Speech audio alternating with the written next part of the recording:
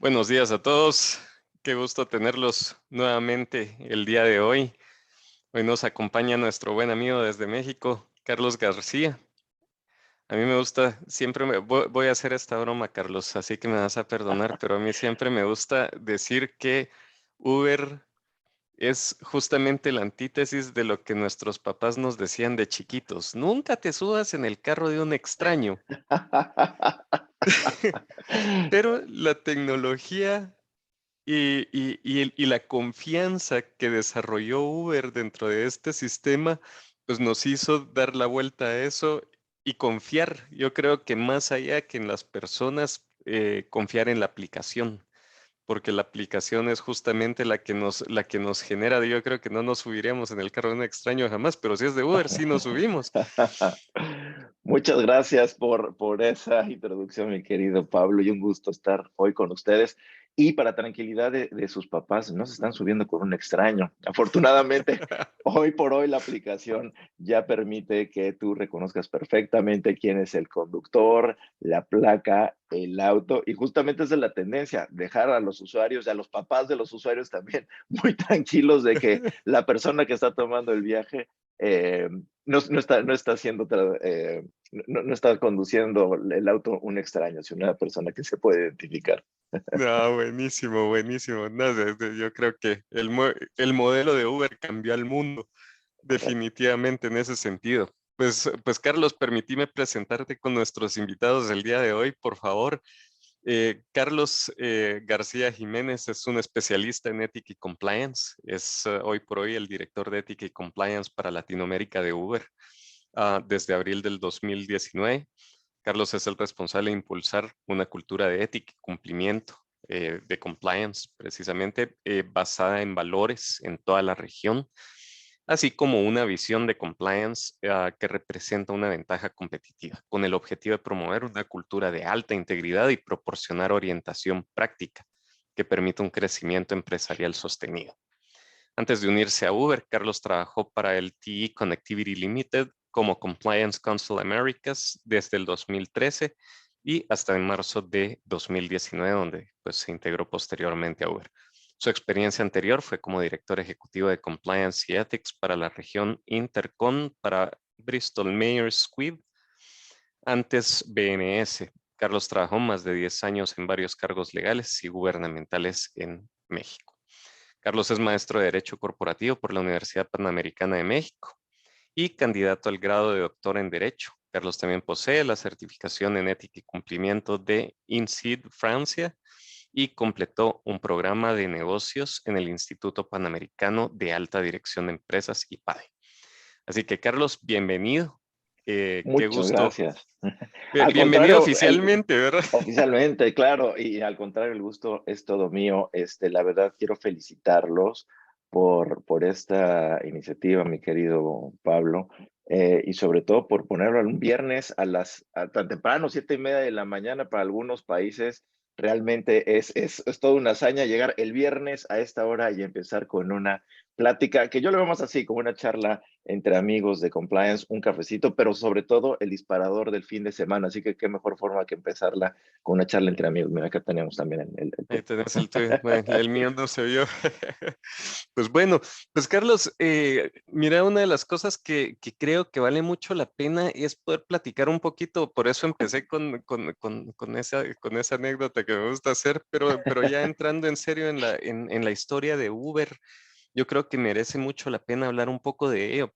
Pues, cuéntanos un poquito de tu experiencia en Uber, cómo viste toda esa evolución, porque aparte, bueno, no lo voy a tocar en este momento, pero tú viviste cosas bien interesantes dentro de Uber, entonces te dejo el micrófono para que nos cuentes un poco por No, ahí. pues muchas gracias. Y sí, y no solamente en Uber. Creo que cuando hablamos de la implementación del programa de compliance, Pablo, es bien importante tener también el antecedente. Yo vengo de la industria farmacéutica, ahí empecé con temas de compliance, pero también fue la de la manufactura con T-Connectivity. Entonces, son ambientes, de un ambiente hiperregulado a un ambiente que ya era relativamente nuevo el tema de la implementación del programa, ahora el de la tecnología. Y cuando pensamos en Uber, La verdad es que se nos olvida de repente los lapsos, no sé si sea efecto pandemia o no, pero si nos ponemos a regresar el cassette, para aquellos que son muy jóvenes no van a saber qué es un cassette, pero si regresamos el cassette, nos damos cuenta que hace un año estábamos hablando de encontrar una vacuna para COVID. O sea, no ha pasado tanto tiempo, pero pareciera que son años y que ya hay gente que va por el cuarto, quinto booster de la vacuna. Lo mismo pasa con las aplicaciones. Hoy por hoy ya se percibe la aplicación como si fuera algo con lo que siempre hemos vivido, pero en realidad no tiene tanto tiempo y surge en un contexto, eh, fue de los primeros unicornios que se dio a nivel mundial con una idea disruptiva, que era básicamente eh, satisfacer una necesidad y una necesidad que todo mundo creo en este foro lo hemos tenido, que es encontrar un transporte en el momento que lo requieres, ante lo complejo que pueden ser, especialmente en nuestras ciudades en Latinoamérica, lo sabemos muy bien, encontrar un transporte público que sea seguro, que esté limpio y que además nos permita trasladarnos de forma rápida. Esta necesidad hizo que eh, se creara la aplicación y entonces se buscara la forma, muy inspirado, fíjate, en un tema de películas de estilo James Bond. Imagínate que en tu teléfono tú llegas y después de bajar del avión, estás en el aeropuerto, haces un clic y entonces ya tienes un automóvil ahí esperándote a la puerta del aeropuerto y te va marcando la ruta por donde vas hacia tu destino y entonces vas a ver la persona que te va a recoger tu nombre y te va a llevar con toda seguridad. Así surgió. Y como muchas startups, como muchos unicornios, surge en un ambiente que por supuesto que era buscando primero cubrir la necesidad, pero también la supervivencia. Cuando nosotros hablamos de un ambiente de startup, cuando hablamos de un ambiente de emprendedurismo, es buscar la supervivencia, pero también buscar el dinero para que este unicornio pueda sobrevivir con el tiempo, generar inversores que crean en la idea y posteriormente, pues ya hacerla un negocio que sea como se le conoce o un poco más ortodoxo, ¿no? Que son las grandes corporaciones. Pero en un principio, pues es una gran idea, es una idea que, como les digo, surge con base en una necesidad que hoy por hoy puede parecer normal, ¿no? Creo que le pasa a mis hijas, ya lo ven como, vamos a darle clic y llega el Uber o llega el reparto de comida a la puerta de la casa. Todo ese antecedente, pues, era impensable hace algunos años para nosotros.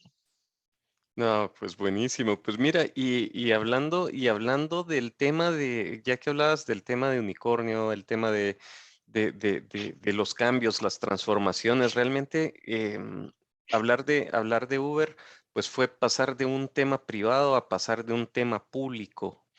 Entonces, ¿por qué no nos cuentas un poquito del tema del IPO? Pero te voy a pedir que le hagas un twist adicional a la historia y fue Sí, las necesidades de compliance que empezaron a surgir a sí. partir de esta necesidad del IPO, bueno, de las necesidades generadas del IPO. Y es que fue un poco antes del IPO. O sea, nosotros salimos como empresa pública en el 2019. Imagínate eso, ¿no? Entonces era un poco, eh, y Uber ya venía con una historia como una empresa privada. ¿Dónde surge el tema de compliance? Como lo decía, este ambiente de unicornio, de startup, de ser muy agresivo en el mejor de los sentidos, como empresa, como unicornio, buscando esa supervivencia, te hace ser muy agresivo, tener ciertos riesgos. Pero además hay que considerar una cosa, nosotros creamos una necesidad, o satisfacemos la necesidad que ya estaba creada, pero en un ambiente que no necesariamente se adaptaba a lo que la gente conocía. Por eso era disruptivo, por eso era tan innovador. Eso significa que la legislación o la regulación que en ese momento teníamos no contemplaba, y como usualmente ocurre con las regulaciones, van atrás de lo que ocurre en la realidad. Van respondiendo, las leyes, los códigos, los gobiernos van respondiendo de forma post-mortem o ya que tienen identificado un tema en específico, es cuando se crea la regulación. Pero en ese momento, cuando surge la plataforma, pues era impensable, ¿no? Tener ese servicio. Entonces, pensémoslo de esta forma, se veía como binario, unos y ceros, blanco y negro, es transporte público y transporte privado. Pablo tiene su automóvil o Pablo utiliza el transporte público. No había nada en medio, no había una solución. en temas laborales era incluso lo mismo. Se pensaba en tú eres un empleado o tú eres una persona, un independiente que haces tu labor profesional. No se pensaba en este modelo donde finalmente, veámoslo así, está la persona que tiene la necesidad, que puede ser del tomar el automóvil o incluso tienes hambre comer con Uber Eats y tienes un restaurante que te da satisface esa necesidad o tienes una persona que tiene un automóvil y te puede llevar porque le queda en el camino a su trabajo, que le queda de camino a recoger a sus hijos, por ejemplo. Y entonces, ¿cómo conectamos estas dos partes? Ah, pues ahí es donde entra Uber. Por eso somos una empresa eh, que no tiene absolutamente activos en términos de automóviles. Somos una empresa de movilidad, pero no tenemos activos, no nos pertenecen los automóviles. Como no somos dueños de restaurantes, ni somos dueños tampoco de una tienda miscelánea, ¿no? Somos esta parte que conecta eso. Bajo este contexto, entonces es que hay que entender que la necesidad estaba ahí, está el satisfactor, pero viene el tema regulación. Para los gobiernos fue un shock, al igual que para todos los usuarios. Fue, bueno, y esto lo metemos en el mercado de los taxis, de transporte público, se necesita una concesión. Eh, la disrupción justamente vino con eso, porque era cómo regulamos algo que en este momento no conocemos y la tendencia natural es que lo vas a llevar hacia donde lo que conoces, ¿no? Bueno, vamos a llevarlo al lugar del taxi, al autobús, al del transporte público, no pensando en este nuevo modelo. Entonces, la necesidad de un programa de compliance viene aparejada, y no solamente para nosotros, sino para todos los unicornios, para todos los startups, en la medida que van creciendo, porque tiene que ser un crecimiento sustentable. ¿Por qué? Porque en el principio estás recabando dinero y tienes que darle resultados a ese público inversor, pero también cuando haces una transición hacia el mercado público, evidentemente ahí sí te aplica toda la regulación bursátil y toda esta regulación en materia de no queremos que se repitan aquellos errores del pasado con otras empresas financieras, farmacéuticas, etcétera, en el que se tuvieron problemas de no tener un control corporativo y un gobierno corporativo. Esto es lo que motiva que al final del día vayas transicionando hasta de este modelo disruptor desconocido a un modelo donde si quieres ser público, pues tienes que cumplir con ciertas reglas. A mí me gusta ponerlo de esta forma, y no sé, a la audiencia, a algunos les gustará el fútbol o algún otro deporte, pero imagínate que estás en el equipo de fútbol de tu colonia, de tu barrio, de béisbol, de básquetbol, el que quieras, y puede ser el mejor equipo de fútbol, básquetbol, béisbol de la colonia, pero tú cuando quieres jugar y lo voy a llevar al fútbol, con un Messi, con un Ronaldo, con estos grandes del fútbol, pues ya puedes tienes que regularte de forma distinta. Ya no es suficiente con que llegues 20 minutos antes al partido, medio equipado, sin calentar, sin una estrategia, sin condición física. Si quieres jugar en esa liga, que esta liga sería la del mercado público, pues tienes que contar con todas las condiciones, perfectamente acondicionado, uniformado, preparado con una estrategia para justamente estar en esa Champions League, en ese mundial. Ahora que estamos en año mundialista, Atípico, atípico, en noviembre porque nos va a ahorita tocar. estaríamos en mundial. Así es. Pero bueno, un poco esa transición del equipo local, que era el equipo que la rompía, el equipo que era el mejor del barrio, del estado, ¿cómo lo hacemos que hacer y que sea el mejor equipo? La selección que está compitiendo contra otros que están a ese nivel, pues bueno, la única forma es tener un gobierno corporativo y tener un programa de compliance implementado también. No, genial. Ver las necesidades, muchas veces para Latinoamérica, este tipo de conversaciones es un poco rara porque nuestros mercados no operan de esa manera. Son muy pocos los mercados bursátiles en Latinoamérica que tienen ese grado de sofisticación y que generan esa necesidad dentro de las organizaciones. Justo hablábamos contigo de la diferencia en el mercado, en mercados más regulados con los mercados latinoamericanos, que aquí toda la parte de compliance ha ido creciendo a raíz de las presiones que están poniendo los mercados a los cuales exportamos, mientras que allá las regulaciones vienen de hace mucho tiempo atrás. Correcto. Entonces, se viene a ser un tema interesante, ¿verdad? ¿Perdón? A ver, finalmente, yo creo que cualquier empresa que quiera ser competitiva, ya sea en el mercado interno o externo, tiene que buscar este gobierno corporativo, pero más que como Totalmente. un tema de imposición, creo que es un tema de cultura. Y a nosotros nos pasó, no particularmente con Uber, pero en la experiencia, por ejemplo, en la industria farmacéutica. eh, Bristol Myers Squibb fue la primera empresa que estuvo bajo un Corporate Integrity Agreement, por ejemplo, que estuvo bajo la investigación del Departamento de Justicia y tuvo ahí temas de legales y de compliance que lo obligaron como empresa a implementar el programa. Fue muy curioso porque en aquel momento, cuando tú piensas, yo recuerdo que me dijeron, oye, tenemos que hacer un programa de compliance. ¿Qué es compliance? Estamos hablando, no hace mucho, viendo la retrospectiva, bueno, estamos hablando de 2004, 2005, por ahí, 2006. Estás hablando de 16 años, que en realidad no es tanto, ¿no? Todo sería como un adolescente, ¿no? Estaríamos hablando en la vida de una persona, un adolescente, hace 15, 16 años. Compliance, el término incluso compliance era totalmente desconocido. O sea, es una función legal, es una función auditora, es una función de tesorería. ¿De qué me hablas? Cuando vemos el programa, cómo se estructura ahora y cómo lo percibimos, en aquel momento no se veía así. Y creo que en este sentido, lo platicábamos fuera de línea, pero creo que Latinoamérica en términos generales no tiene un liderazgo en temas de compliance en este momento. Estamos ahí como un poco atrás de lo que hace Europa, de lo que hace Estados Unidos, economías un poco más sólidas en el sentido de hiperregular o regular o el tipo de preocupaciones. Les voy a compartir algo muy rápido y se adapta al ejemplo concreto. Hace un par de años, antes de pandemia, por supuesto, estábamos reunidos todo el grupo de abogados de Uber y la discusión en aquel momento era, por ejemplo, para Uber Eats, lo recuerdo perfecto, era en Europa estaban viendo cómo hacemos los empaques que sean biodegradables, que no sean plásticos de un solo uso, que no tengan un tema de disposición, cómo contaminamos menos. Esa es la discusión en uno de los paneles, ¿no?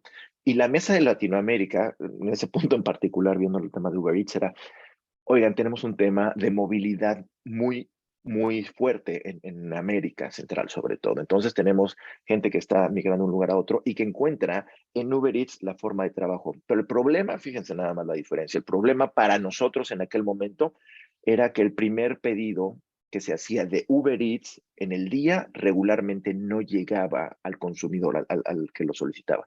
Y no llegaba porque esa era la primera comida y tal vez la única comida de la persona que estaba haciendo la entrega, del courier. Entonces, por eso no llegaba, pedías unas arepas, pedías cualquier cosa, y como la gente estaba con un tema de pocos recursos, se comía literal esa. Entonces, como empresas Wow. también nos tocaba tomar una decisión en el sentido de, oye, ¿qué hacemos? Si hubiera sido meramente punitivo el tema y la lógica usualmente hubiera sido, pues da de baja ese courier, no es posible que roben y tal. Pero hay que ir un poco más atrás y hay que entender el problema. Oye, ¿qué está pasando? ¿Por qué tenemos esta tendencia? Y la tendencia era justamente esa. Eran personas que no tenían los suficientes recursos y entonces esa era posiblemente su única comida al día. Y como compañía, pues también nos tenemos que solidarizar con eso y entonces entender que nuestro problema no está en los plásticos, no son la pajita, el popote que va a consumir, no es la bolsa de plástico, no es el container. El problema es que tenemos personas que necesitan comer y estas personas pues encuentran no solamente una forma de vida honesta, porque además es la forma en la que ellos están trabajando, pero además, ¿cómo hacemos sin penalizarlos para controlar este tema los pedidos, del primer pedido? Entonces son realidades distintas las que se viven en Latinoamérica a otras regiones.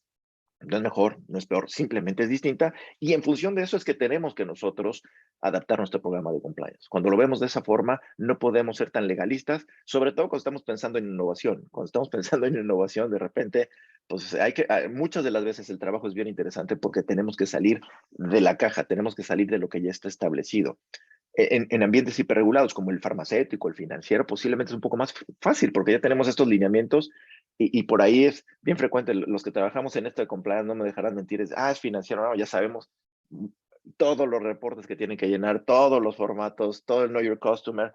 Es así como, pues es el financiero por antonomasia es de corbata, es muy formal, no hay business casual los viernes.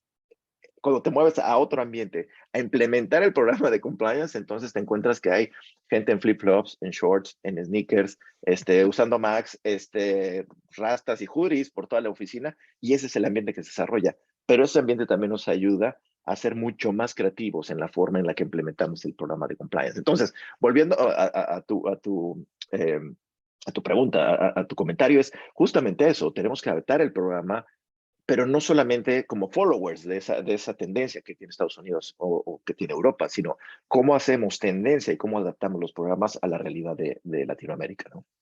Sí, total, total.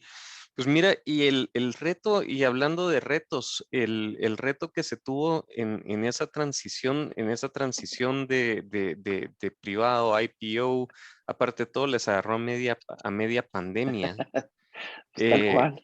el tema de todos los pivoteos que tuvieron que hacer, siempre enfoquemos, cuéntanos un poquito de eso y siempre dale el toque de compliance, ¿verdad? Porque yo Correcto. creo que ese es lo interesante de todo lo que pasó y la experiencia, porque al final de cuentas el mercado no es estático. Lo que hablábamos hace unos días, el que haya Sí. puesto en su matriz de riesgos que iba a haber una pandemia. Lo hubieran corrido, le hubieran dicho, estás loco, compadre, fírmame tu renuncia a una pandemia, Estás pero loco. por antonomasia, eso es un cisne negro. A ver, nosotros tenemos que recordar, un cisne negro justamente es un elemento que es probable, que tiene antecedentes de haber ocurrido, que tiene, que tiene medidas y en teoría cualquiera podía pronosticar, ¿no? Pero que nadie en sus estudios y en sus peores pesadillas se imaginaba. Entonces, pensémoslo de esta forma, una pandemia como la de COVID, pues tuviste una peste negra, la fiebre española, ¿no? Entonces tuviste, ya la humanidad había pasado por eso. Oye, ¿es posible que esto ocurra?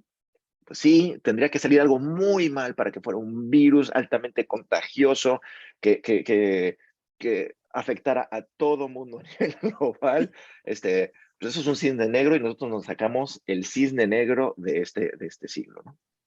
Eh, pero además hay que ponerlo en contexto, o sea, muchas de las empresas, y el contexto de la empresa es bien importante, porque de nuevo, pongámoslo en estos tres escenarios. La industria de manufactura, pues es que no es que puedas hacer componentes en el garage o en el sótano de las personas, ¿no? O sea, son máquinas, son líneas de producción. Eh, requieren estar abiertas todos al mismo tiempo, tener los insumos para poder producir, porque pues, si no hay gallina, pues no puede ser caldo de gallina. Y tienes que contar con ciertos estándares de calidad. Listo. No es que te puedas trabajar desde casa. Work from home era imposible, no puede ser por su punto. La industria hiperregulada, no sé, la financiera, la farmacéutica, pues tiene ciertos controles, medidas de seguridad, know your customer, entrenamiento, certificaciones, tal cual.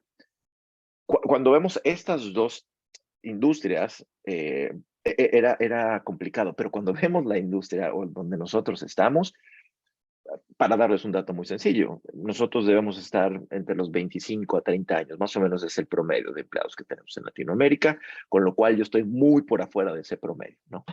De las personas que trabajan para uno. Pero imaginemos ese contexto donde el IPO era para efectos bursátiles. El IPO no era un tema de a partir de ahora sí tenemos que hacer compliance o a partir de ahora sí lo tenemos que implementar. Pero sin embargo, era un tema de un requisito per se. O sea, quieres salir públicamente, necesitas tener implementado un programa de compliance en las distintas jurisdicciones donde tienes operación.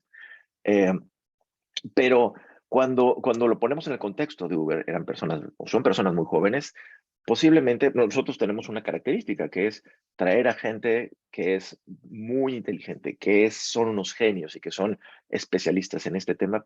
Y muchas ocasiones eso también significa que esta innovación y tal cual sea gente muy joven, con lo cual, con este promedio de edad que les estoy compartiendo, pues posiblemente es el primer o segundo empleo que estas personas están teniendo. Son los genios en la parte de coding, en crear algoritmos, en hacer análisis, crear bases de datos, pero esto significa que también son gente que posiblemente está saliendo de la universidad, con lo cual el, el, la forma en la que ellos conciben los negocios es distinta que una persona que trabaja, por ejemplo, en la industria farmacéutica, financiera, que ya ha pasado por estas etapas o porque posiblemente ha tenido o ha vivido toda su vida laboral bajo un ambiente de compliance. Para estos startups, para esta innovación, es de quién estás hablando, ¿no? A ver, yo estoy hablando de Max, yo estoy hablando de códigos de tal, y tú me estás hablando de certificaciones de conflicto de interés, anticorrupción, ¿qué es esto, no? Yo sería incapaz de ser corrupto porque además yo salvo las tortugas porque no tiro plásticos a los océanos, reciclo, corrupción, ¿qué es esto? Entonces, es adaptar estos modelos, y esta es la parte interesante, ¿cómo podemos adaptar un modelo de farmacéutica a manufactura al reto de un startup, que ya no es un startup, porque es una empresa pública, pero que en el ADN todo el tiempo tienes ese startup corriendo por la sangre. Innovación, además por el perfil, retando un poco el status quo. Oye, ¿por qué no se puede hacer? O sea, si no, hay un principio de derecho, es la parte de abogado todavía, decir, si no está expresamente prohibido, está tácitamente permitido y entonces nosotros lo podemos hacer. Que esto puede no, ser o no bien recibido por algunos gobiernos, incluso por algunas industrias como la del taxi, como el transporte público, que ya están consolidadas. Entonces, fue bien interesante el tema del IPO porque justo nos agarra en el 2020 y pandemia, y entonces era mandar a todo el mundo a sus casas. Pero bajo este contexto que les estoy planteando, dirían, pues, ¿cuál es el problema de mandar a un grupo de millennials, centennials a su casa? Pues que posiblemente los drivers son distintos. Posiblemente alquilaban un apartamento entre 3 o 4 personas, son roomies, compartían los gastos que eran mínimos de luz, agua, un minibar ahí a manera de nevera, de refrigerador, y de repente cuando viene el lockdown, todo el mundo se regresa a su casa. Nosotros somos una empresa que no tiene maquinaria, no tiene assets, no tiene una planta, pero todo es a través de computadoras. Entonces, 3 o 4 personas en un apartamento con una mesa que hacía las veces de comedor, mesa de cartas o de baraja de dominó el fin de semana, un frigobar que posiblemente le quepan 6 latas de cerveza y hay un sándwich o un yogur para que no digan que está vacío, sin un internet con la capacidad que requiere para ese momento. Pues claro que fue un cambio drástico, como estoy seguro que pasó para todos nosotros con el tema pandemia. Pero el tema era, ¿cómo podemos hacer el tema compliance relevante para las personas? ¿No? Y el primer paso para hacerlo relevante era, no le mandemos el mensaje del entrenamiento, de compliance, de insider trading. O sea, en este momento de pandemia, la gente lo que menos quería escuchar eran temas de anticorrupción o temas de, oye, información privilegiada o conflicto de interés. Era, no, yo lo que quiero saber es qué tanto, qué tan mortal es la Voy a enfermedad, estar qué vivo tanto, mañana.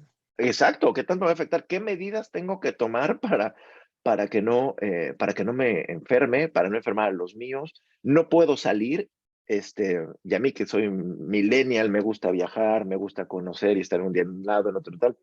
Esas eran las prioridades. Entonces era quitar un poco o mucho el foco del el programa de compliance como se conocía y ocuparnos más en el bienestar de nuestros empleados, de nuestros colaboradores, de nuestros drivers también, de la gente que estaba en la plataforma, ¿no? Porque hay que recordar una cosa, y el fenómeno no era menor en temas de disrupción del negocio. Pues sí hay que cuidar a todo mundo, pero hacer un lockdown y nosotros, nuestro principal en ese momento foco de negocio, pues era la movilidad, mover gente. Si no tienes gente que mover, ¿dónde está tu negocio? ¿A qué te vas a dedicar como empresa? Porque nadie está tomando un avión, nadie está yendo a la oficina, nadie está yendo a un supermercado como una empresa que se dedica a conectar una necesidad de movilidad va a sobrevivir bajo ese esquema, ¿no? Total, total, eso fue lo que me llamó muchísimo la atención. Y mira, ahorita que hablabas del tema de los millennials, recordando un poquito lo que me comentabas sobre el tema de valores. Sacó una de las Big Four, no digo el nombre porque en una de esas me equivoco en cuál de ellas, porque no recuerdo ahorita cuál de ellas fue. Sacó un estudio sobre el tema de los millennials y los valores de la compañía. Ujú. Y cómo cuando el millennial compra, se apropia y hace clic con los valores de la compañía, pasa de ser el millennial en promedio, te dura un año en un empleo, si bien te va, pero cuando hace clic con los valores de la compañía, eso se triplica. Entonces, ya cuando hablas de curva de aprendizaje, costos de reclutamiento, todo lo asociado a la retención de talento, eso se convierte en un dineral. Sí. Mantener a los millennials en lugar de un año o menos de un año, hasta 3 años. Entonces, una de las cosas que me llamó mucho la atención fue lo que me comentabas sobre el tema de los valores de la compañía, cómo no fue que cambiaran, pues, sino que cómo se manejó el tema de un set de valores que manifestaba algo a cuando ya se convirtieron en públicos, hicieron algunos cambios en esos valores. ¿Cómo fue toda esa transición? ¿Cómo lo tomó la gente? ¿Cómo fue? Cuéntanos un poquito y tal vez ponen antecedente a los que nos escuchan sobre eso que me contabas del tema de valores para que también estén en contexto de lo que... Es que es bien, bien interesante a ver, lo que comentas, porque el ambiente millennial, centennial y estas generaciones, la verdad es que el tema de la retención no ocurre como una industria como la financiera o la farmacéutica, donde naces, creces, te reproduces y mueres dentro de la empresa, ¿no? O sea, si tú no llegas a tener el reloj de por 50 años de servicio, no viviste en esa empresa, no te pusiste la camiseta, como se dice, ¿no? Y acá es distinto, el engagement o ese vínculo que se genera es con los valores, pero también ahí sí cuando hablamos de compliance, de walking the talk o hacer lo que estás diciendo, sí tiene un impacto, no solamente en la retención, pero en la adquisición de los talentos. ¿Por qué? Porque desde el principio difícilmente va a haber una persona que sea representante así, by the book, de un millennial, que te diga, yo voy a trabajar en ciertas industrias. ¿Por qué? O dañas el ambiente, o dañas la salud de las personas, o porque no comparto esta visión de empresa, de lo que tú haces como empresa, no va con mis valores. Entonces, desde el momento de la adquisición, no solamente es en la retención.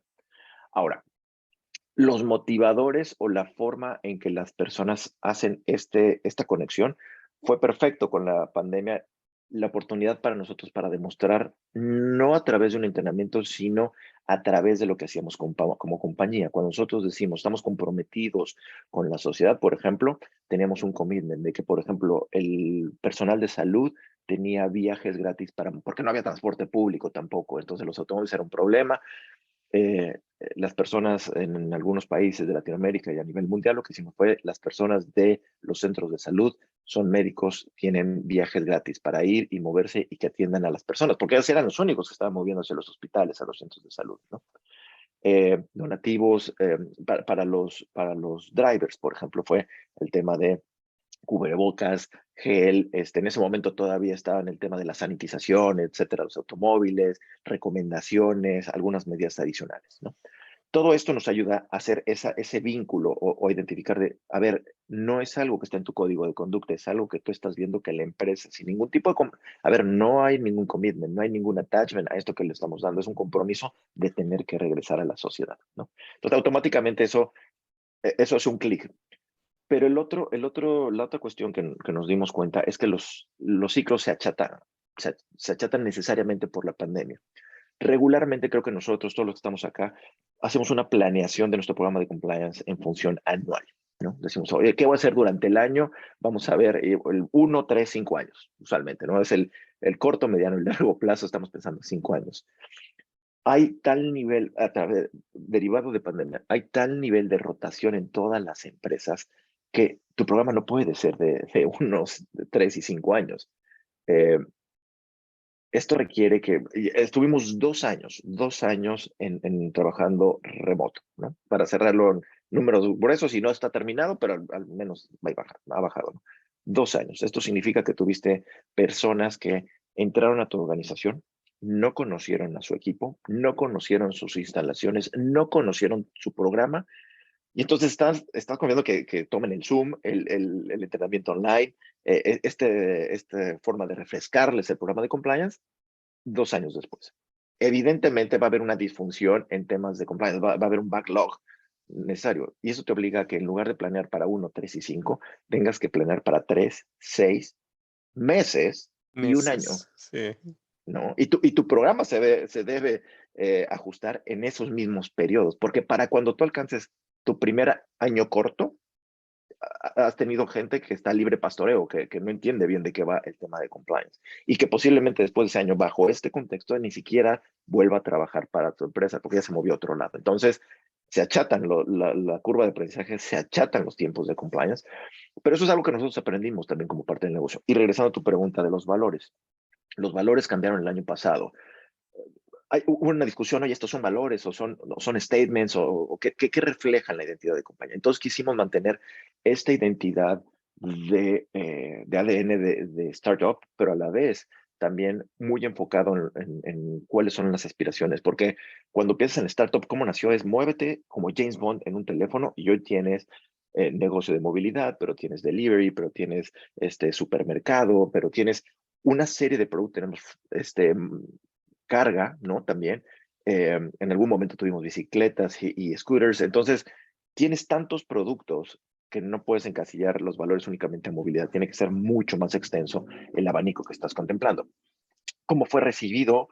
Está siendo recibido porque se sigue promoviendo y es lo que justamente está cambiando, pero la forma en que se entrega ese producto, que lo platicamos un poquito antes en el aire, pues nosotros vemos, al menos con el equipo, con mi equipo, lo que todo el tiempo reiteramos es que compliance es un producto que se tiene que entregar. Y tú escoges qué tipo de envoltura le vas a poner al producto, ¿no? ¿Quieres que sea en papel periódico, ahí a las carreras, medio roto y desasiado? ¿O quieres un producto que la gente quiera desear, que diga, uff, yo quiero ese producto porque es atractivo para mí? Un poco dejar de ser abogados, auditores, compliance officers y ser un poco más marqueteros, un poco más empujando hacia qué es lo que quiere nuestro cliente, porque al final de cuentas, tus clientes son internos, son los empleados, y el externo, pues tienes un montón de clientes también. Pero difícilmente nuestras compañías venden sus productos a través de un email, un memorándum de 16 páginas que nadie va a entender. De por sí es árido y se lo pones en una envoltura fea, pues mucho más difícil de entender para la gente. Pues mira, el tema este de los valores con esta generación es impresionante, ¿verdad? Cómo influye en sus decisiones, en sus actitudes. Es una generación, yo le digo entre comillas rara, porque sí es, eh, comparado a los viegenials como nosotros, los millennials son un poquito más comprometidos con lo que creen y lo que decías, así es, si de entradita la compañía no hace algo de acuerdo a los valores que ellos consideran que tienen, ni siquiera es un punto de discusión. Pero tienes que Entonces, adaptarlo a tus empresas, porque no tienes un, o sea, esto es muy sui generis, porque por el perfil de la empresa, pero lo que estamos viendo en todas otras industrias es esta convivencia de personas que llevan mucho tiempo, estos que van por su quinto año para ya tener el reloj de la compañía, con estos conviviendo con milenios, entonces se da un choque. Nosotros lo que hemos aprendido a través de los ejercicios que hemos desarrollado es que no hay un solo perfil de millennial o de empleado de nueva generación, o sea, hay el empleado que le gusta y que tenemos que buscar esta ventana bien cortita, como lo decíamos hace un momento, entre eh, los 250 emails, los 500 Slacks, los entrenamientos de Zoom, más Facebook, más Twitter, más toda, más estar fit, tomar 3 litros de agua al día, caminar 5 kilómetros. La ventana de atención es bien corta la que tenemos, ¿no? Entonces, sí tenemos que buscar este gancho para que la gente entienda por qué es bueno.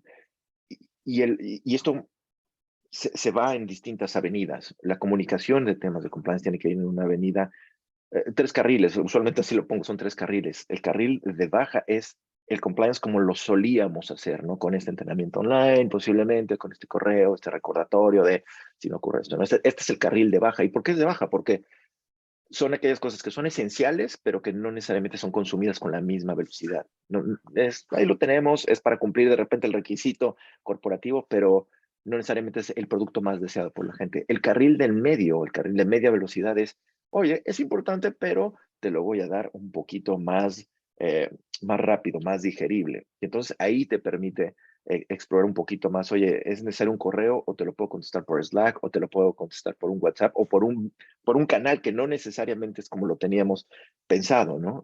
No es necesario un oficio. La gente no creo que un memorándum de hace años que tenían copias al carbón y ahí, no. Una velocidad media que te permita mantener el paso del negocio. Y el carril de alta, ese es súper, hiper rápido. Ese sí tiene que ser aquello que no necesariamente es lo esencial, pero sí es un buen recordatorio para las personas. O sea, cómo le mando esta información constantemente y reacciono mucho más rápido a su velocidad. ¿Y por qué tenemos que contar con estos 3 carriles? Se los voy a poner, y retomando el tema de la pandemia. Nosotros teníamos un decrecimiento, claro, se vino a cero prácticamente los viajes que se realizaban. Entonces, ¿cómo desarrollamos un producto que venga a sustituir esto? Afortunadamente lo teníamos, que era Uber Eats. La gente tenía que seguir comiendo, tenía que hacer su supermercado, tenía que ser sin salir de casa. Entonces, estos productos que de repente hubieran tomado muchísimo tiempo de adopción en la gente, convencerse que era seguro, que era eficiente, que las manzanas que pedían al supermercado iban a llegar del color, que la consistencia que querían, que la fruta no iba a llegar magullada, que iba a llegar la carne de la calidad que querían, pues iba a tomar un par de años. Bueno, pues tomó meses. Y nada más para ponerlo en contexto, en 6 meses desarrollamos productos que no se habían desarrollado en los últimos 2 años para cubrir esto y para balancear esa ecuación de decrece la parte de viajes, pero la de delivery creció impresionante. ¿Por qué? Porque ahora la gente tenía otras necesidades. La pregunta es, ¿cómo logramos esa capacidad de respuesta también desde el punto de vista compliance? De que la gente tenga lo que necesita en este momento. Entonces, pues bueno, desarrollamos cosas que posiblemente dentro del ambiente de compliance no sean tan ortodoxas, pero que nos funcionan. Y no digo que funcionen para todas las empresas, pero, o sea, lo que definitivamente vemos es que si hay un decrecimiento de esta tensión, por ejemplo, en el correo electrónico, pues no demos correos electrónicos, contestemos por Slack, por WhatsApp, tal cual, documentemos este advice cuando sea importante. Les digo, la discusión ocurre acá, pero la conclusión viene en algo que quede documentado, que es lo que Algo va a más contar la formal. historia, ¿correcto? Pero esta comunicación para hacer realmente este vínculo con la operación, pues, o sea, hemos hecho TikToks, por ejemplo, en temas de compliance. Entonces, ¿cómo TikToks? Pues sí, pues son esos 5, 10 segundos que yo tengo para, oye, hay conflicto de interés, ¿cómo se ve? Tal cual. Entonces ahí hay una campaña de TikToks de esto es un conflicto de interés, así se ve con música, tal cual, como si fuera un TikTok de que Un ves. TikTok. Entonces, un TikTok. Y la gente le encanta esa parte porque dice, ah, mira, me están entregando contenido del que usualmente yo veo, pero un tema que ah, funciona. Y el millennial, como te digo, tienes no es tan, no es que no le interese, esa es una falsa percepción. O sea, tenemos millennials que dicen, a ver, ya capté tu mensaje, dámelo resumido, pero hay también unos que te dice, déjamelo, yo lo analizo y si tengo dudas, regreso contigo y te voy a hacer las preguntas y ocurre en la mayoría de las ocasiones. Te das cuenta porque te preguntan, oye, la política dice esto, pero no entiendo muy bien cómo se relaciona con esto otro, hay un contrasentido. Incluso es una generación que te dice, oye, tienes un error de ortografía acá, o se les fue una coma o tal cual. Eso quiere decir que la gente lo está analizando, que lo está revisando, y entonces ese feedback es muy positivo, pero requiere que nosotros nos adaptemos también a las necesidades del negocio, ¿no? Oye, y hablando de todo esto de comunicación, que me parece interesantísimo, cómo ha variado. Hablando también del tema como se nos acerca el Día Internacional del Denunciante y justamente Sí, parte del título de este conversatorio iba enfocado a eso, platiquemos un poquito sobre el tema de la denuncia, qué pasó, o sea, cómo se transicionó de lo privado a lo público. ¿Cómo ves la parte porque los problemas que existían prepandemia son muy diferentes a los que se deben de ver post sí. pandemia? Hablemos un poquito de eso, de la parte de la denuncia. ¿Qué pasó? ¿Qué pasó? Es, ¿Cómo? y esa es la parte que a mí, yo creo que de los pilares de la implementación del programa, siempre lo digo, no tengo ni el menor empacho, creo que es la que menos me gusta, la de las investigaciones y la de la denuncia como tal. Me gustan los reportes, me gustan, a ver, no me malentiendan, me gustan las preguntas, me gusta que sea un canal para que la gente resuelva las dudas.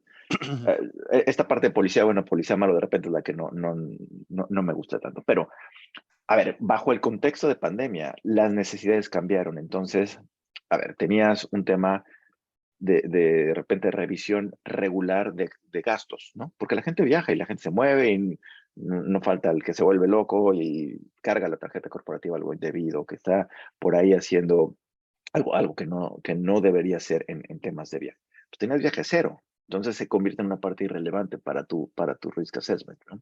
Que platicamos, oye, ¿dónde está pandemia? Pues está aquí, ¿y dónde está Tiani? Pues está bajito, abajito está todos los gastos, toda la parte de monitoreo, la parte de acoso, por ejemplo, sexual, pues no tienes contacto con la gente, no hay oficina, no está la gente atendiendo a los lugares.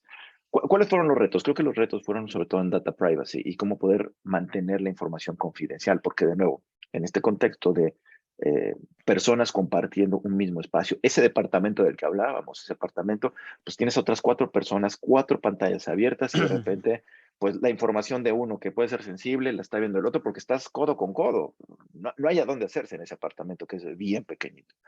Eh, temas de data privacy, de confidencialidad, eh, temas, por ejemplo, pero sobre todo de seguridad de bienestar de las personas, ¿no? O sea, se incrementaron, pues evidentemente tenías una mesa de cartas, pues tienes una silla que va acorde con la mesa, ¿no? Entonces, temas ergonómicos, ¿no? ¿Cómo podemos hacer para que la gente no tenga ese tipo de situaciones? Y se complicó muchísimo el tema de las revisiones documentales. Nosotros no somos una empresa que tenga mucho papel o que tenga grandes archivos, todo es electrónico, pero a final de cuentas el tema de las entrevistas, el tema de estos, poder tener contacto con las personas, de recuperar la información, la evidencia en una investigación se complicó muchísimo, se complicó a tal grado que pues tuvimos que hacer algunos guidelines, tuvimos que hacer justamente estas hojas donde decir, oye, pues esto no necesariamente está bien, tomen estas medidas que pudieran parecer obvias, pero que no necesariamente lo eran. Oigan, tengan pantallas que permitan la privacidad, no discutan temas de negocio, que regularmente lo haces como recomendación, pero sobre todo cuando estás con 4 personas todo el tiempo conviviendo y que están pasando detrás de ti todo el tiempo. Entonces, no es que haya disminuido, sino que nos sirvió también para como una forma de relanzamiento a nosotros de ciertas campañas. Después de cierto tiempo es de, oye, ¿y en qué ocupo mi tiempo libre? Porque hay que recordar que pandemia te dijo también, no puedes, la parte social se disminuyó, entonces mucha gente se puso a ver Netflix, series, libros, etcétera.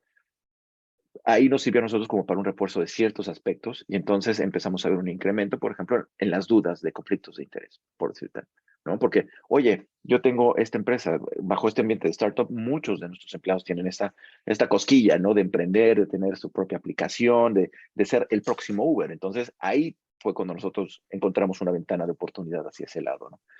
Eh, las cosas ya después de pandemia han ido pues, regresando a su cauce, pero ya con la ventaja, creo, de que la gente ya tiene un poco más de conocimiento, está más familiarizada con eso, aunque de nuevo, pues tenemos gente que estamos reingresando o que estamos un poco, y permítame hacer este símil, pero es como un niño que nació en pandemia o que está aprendiendo a caminar, a convivir o que estaba en edad escolar en pandemia, después de 2 años, pues le cuesta un poco de trabajo esa interacción, incluso entre nosotros, oye, ¿cómo son ahora las reuniones? Te saludo de mano, de beso, te abrazo, no, ya no, te saludo de lejos, distancias, estamos otra Puñito. vez aprendiendo a convivir en sociedad, ¿no?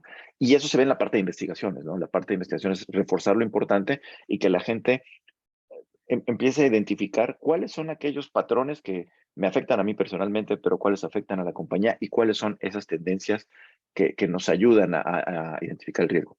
Un ejemplo muy claro, hace poco, dentro de este carril que les digo que tenemos muy ágil de Slack o de tal, de repente, ¿qué ocurría en el pasado cuando había un intento de phishing? Pues caía la mitad de la empresa y la otra mitad se daba cuenta porque IT mandaba un correo de, oigan, estamos bajo un ataque de phishing, etcétera, ¿no? Por favor, no le den clic al link ¿no? Hoy por hoy, ¿cómo funciona? Se crea una conciencia y entonces, no es que haya más reportes, pero al haber más conciencia de lo que ocurre, cuando se da este tipo de ataques, inmediatamente dispara automáticamente y súper orgánico, no por nadie, sino por el mismo Slack. Oigan, llegó este intento de phishing, ojo con eso. Y la gente está preparada, entonces automáticamente tienes a toda la organización reaccionando en tiempo real sobre esa situación. Y después de ese anuncio de phishing viene el anuncio de la diversidad o que hoy hay crepas en la cafetería, etcétera, porque es el canal natural y es un canal muy ágil, ¿no? Pero entonces esa comunicación, ese awareness ya es como parte del negocio, ya no se ve como algo adicional, como un tema de compliance, como un tema de seguridad, así es como operamos nosotros, ¿no? Y eso nos ayuda muchísimo también para hacer nuestra labor. Y en temas de protección al denunciante, ¿qué es lo que ustedes han implementado? Porque aunque pues esta mecánica que comentas, pues ha llevado a que las cosas se comuniquen de una manera diferente, Mm. pues siempre hay temas que se comunican vía el mecanismo de denuncias. Claro. Eh, ¿Qué sucede en un ambiente tan hipercomunicado como Uber para proteger al denunciante y asegurar que que la información de lo que están hablando permanezca realmente confidencial?